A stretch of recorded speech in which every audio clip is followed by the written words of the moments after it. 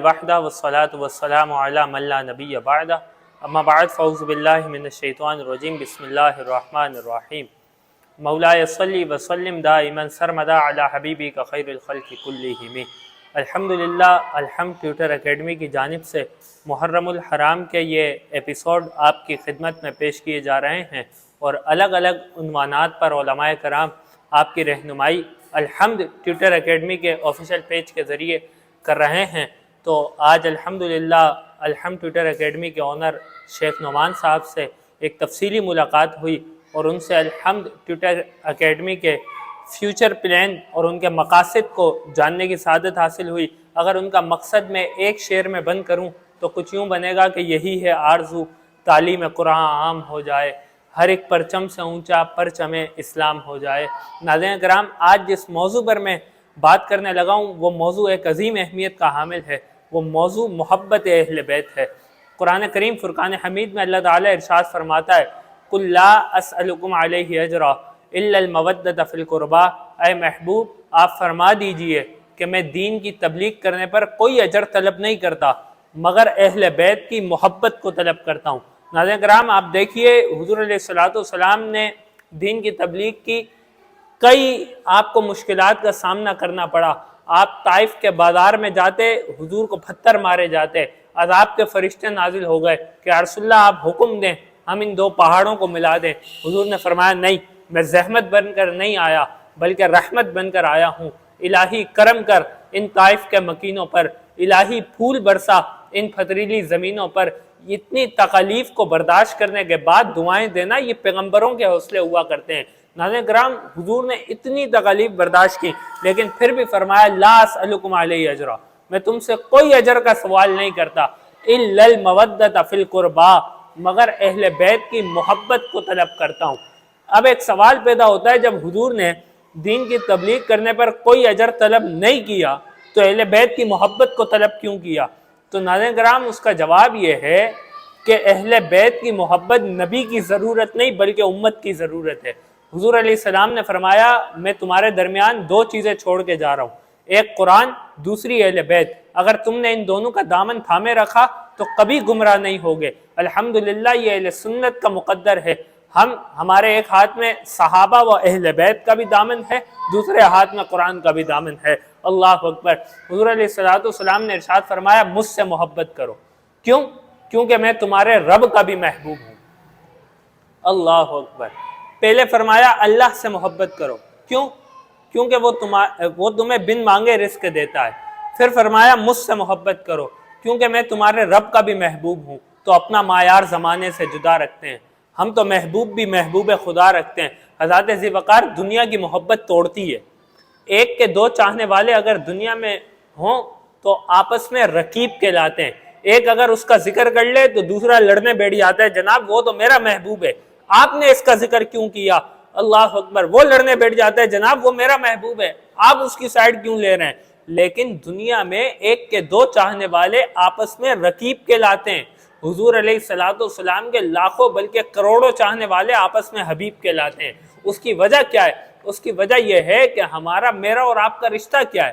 کوئی خونی رشتہ، کوئی ذاتی رشتہ نہیں، لیکن صرف ایک رشتہ ضرور ہے، وہ حضور کے امتی ہونے کا رشتہ ہے، وہ محبت مصطفیٰ کا رشتہ ہے۔ آج اگر اتنے سارے فرقوں کو ختم کر کے ایک امت کی بات کی جائے نا تو حضور کی محبت پہ آ جاؤ، پوری امت جمع ہو جائے گی۔ اللہ اکبر۔ اقبال نے کہا نا دل با محبوب حجازی بست آئیں، زی جہد باید دیگر پہ وست آئیں۔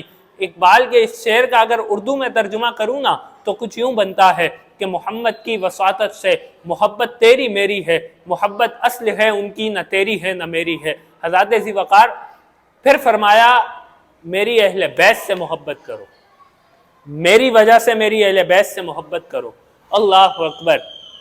حضور علیہ السلام نے فرمایا میری وجہ سے میری اہل بیت سے محبت کرو۔ یہ جاننا بہت ضروری ہے اہل بیت ہیں کون، کیونکہ آج کل کے دور میں لوگوں نے صرف پنجتن پاک کو اہل بیت مان لیا، اس کے علاوہ کوئی اہل بیت نہیں۔ اللہ اکبر۔ پنجتن پاک کون؟ حضور علیہ السلام کی ذات، حضرت فاطمہ، مولا علی، امام حسن، امام حسین، یہ پنجتن پاک۔ آج کل کچھ لوگ اور چھوٹا سا طبقہ جو ہے نا، اس کو پنجتن پاک کو ہی اہل بیت مانتا ہے، حالانکہ ایسا نہیں ہے، بلکہ حضور کی ازواج بھی اہل بیت ہیں، حضور کی بیٹیاں بھی اہل بیت ہیں۔ اللہ اکبر۔ ایک سادہ سا سوال آپ لوگوں کے لیے کر رہا ہوں، سادہ سا سوال یہ ہے، مجھے بتائیے کیا اہل بیت کا معنی ہوتا ہے گھر والے یا گھر والی؟ بات سمجھ رہے ہیں؟ گھر والے یا گھر والی؟ اب آپ بتائیے جو یہ کہتے ہیں حضور کی ازواج اہل بیت میں نہیں ہے، تو ان سے ایک سادہ سا سوال ہے کہ آپ کے گھر والی آپ کی ہے یا پڑوسی کی ہے؟ آپ کی ہے نا۔ تو جب اب بتائیے، آپ سے تو یہ سوال کر لیا، بتائیے امام حسن کی گھر والی ان کی اہل بیت ہے؟ بولے جی۔ بولے امام حسین کی گھر والی ان کی اہل بیت ہے؟ کا عجیب بات ہے کہ نواسوں کی ازواج ان کی اہل بیت ہیں اور نبی کی ازواج ان کی اہل بیت نہیں ہیں۔ اللہ اکبر۔ حضرت ذی وقار، میں کہتا ہوں حضرت امی خدیجہ رضی اللہ تعالی عنہ، حضور کی ازواج میں سے حضرت امی خدیجہ، ان کو بھی اہل بیت نہیں مانا جاتا۔ اگر دیکھا جائے تو حضرت فاطمہ یعنی اہل بیت کی اصل حضرت خدیجہ کی ذات ہے، کیونکہ حضرت فاطمہ کی والدہ حضرت خدیجہ ہیں اور والدہ اصل ہوتی ہے۔ اللہ اکبر۔ حضرت ذی وقار حضور کی ازواج بھی اہل بیت ہیں، حضور کی بنات بھی اہل بیت ہیں، اور حضرت فاطمہ اور مولا علی سے جو قیامت تک نسل چلی وہ اہل بیت ہے۔ اللہ اکبر۔ یہاں میں آپ کو ایک نقطہ اور دینا چاہتا ہوں، پھر بات مکمل ہونے لگی ہے میری۔ بات یہ ہے جہاں اہل بیت سے محبت ضروری ہے نا، وہاں صحابہ کرام رضوان اللہ تعالی علیہم اجمعین سے بھی محبت ضروری ہے، کیونکہ بندہ سنی ہوتا ہی جب ہے کہ جب صحابہ سے بھی محبت کرے اور اہل بیت سے بھی محبت کرے۔ صاحب نور الانوار نے نور الانوار کے مقدمے کے اندر سنی کی تعریف میں لکھا کہ فَإِنَّهَا مُتَوَسِّطَةٌ بَيْنَ الْقَدْرِ وَالْجَبْرِ وَبَيْنَ الرِّجْزِ وَالْخَوَارِجِ۔ سنی وہ ہے کہ جو متوسط راستہ اختیار کرے، درمیانہ راستہ اختیار کرے، قدر اور جبر کے درمیان، روافظ اور خوارج کے درمیان۔ روافظ وہ نہیں کہ جو علی علی کرے، علی علی کرنے سے بندہ رافضی نہیں ہوتا، بلکہ بغض صحابہ سینے میں رکھنے سے بندہ رافضی ہوتا ہے۔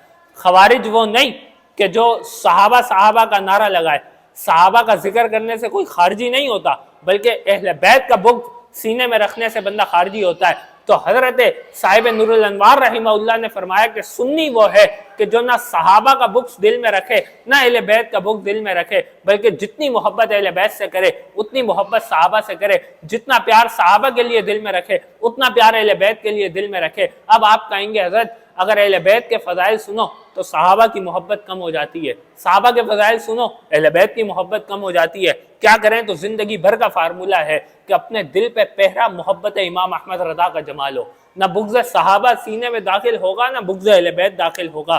پھر جھوم کے بندہ کہے گا کہ اہل سنت کا ہے بیڑا پار، اصحاب حضور نجم ہے، ناؤ ہے عطرت رسول اللہ کی۔ اب یہ ایک شعر میں حدیث ہے، اس کی وضاحت کہ حضور علیہ السلام نے فرمایا میرے صحابہ ستاروں کی مانند ہے اور میری اہل بیت کشتی نوح کی مانند ہے۔ اس دور میں تو گوگل میپ ہے، بندہ راستہ دیکھ کے چلے آتا ہے، لیکن اس دور میں لوگ ستاروں سے مدد لیا کرتے تھے اور سمندروں کا سفر کشتی میں کیا کرتے تھے، اور اس دور میں بھی ایسا ہے کہ سمندر کا سفر کیا جاتا ہے۔ تو اب آپ خود اندازہ لگائیے کہ جو بندہ کشتی میں سوار ہو جائے اور ستاروں سے مدد نہ لے، راستہ معلوم نہ ہو، تو وہ گمراہ ہوگا یا منزل پہ پہنچے گا؟ ظاہر ہے کہ جب ستاروں سے مدد نہیں لے گا تو گمراہ ہوگا۔ اور آپ خود اندازہ لگائیے کہ بندہ ستاروں کو تو اوپر دیکھتا ہوا چلا جائے لیکن کشتی میں سوار نہ ہو تو وہ ڈوبے گا یا راہ نجات اختیار کرے گا؟ اللہ اکبر۔ حضرت ذی وقار یقیناً وہ ڈوبے گا۔ لہذا جہاں پر صحابہ کی محبت ضروری ہے وہیں ساتھ میں اہل بیت کی محبت بھی ضروری ہے، جہاں پر اہل بیت کی محبت ضروری ہے وہیں صحابہ کی محبت بھی ضروری ہے۔ حضرت ذی وقار اپنے دل میں جہاں پر اہل بیت کی محبت رکھتے ہیں وہیں صحابہ کی بھی محبت رکھیں۔ یہاں پر میں ایک حدیث مبارکہ سناتا ہوں۔ حضور علیہ السلام نے فرمایا، کیونکہ ہمارا تو یہ نعرہ ہے کہ ہر صحابی نبی جنتی جنتی، حضور نے فرمایا کہ میں جس سے رشتہ لوں وہ بھی جنتی اور جس کو میں رشتہ دوں وہ بھی جنتی۔ اب اس نعرے سے بہت سے لوگوں کو جو اہل بیت سے محبت کا دم بھرتے ہیں ان کو بغض ہوتا ہے کہ یہ نعرہ کیوں لگایا جاتا ہے۔ اب حضور کی یہ حدیث مبارکہ سنیے، اللہ اکبر۔ حضور فرماتے ہیں جس سے میں نے رشتہ لیا وہ بھی جنتی، جس کو میں نے رشتہ دیا وہ بھی جنتی۔ اب رشتہ لیا کس سے؟ میں نے کہا حضرت ابوبکر سے حضرت عائشہ کا رشتہ لیا، حضرت ابوبکر بھی جنتی۔ حضرت عمر سے حضرت حفصہ کا رشتہ لیا، حضرت عمر بھی جنتی۔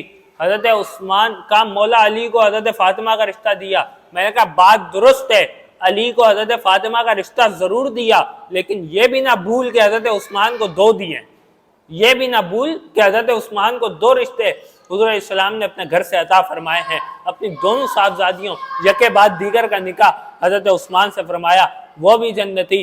حضرت ابو سفیان کی بیٹی حضرت امیر معاویہ کی بہن سے حضور نے نکاح فرمایا، وہ بھی جنتی۔ تو ہر صحابی نبی جنتی جنتی۔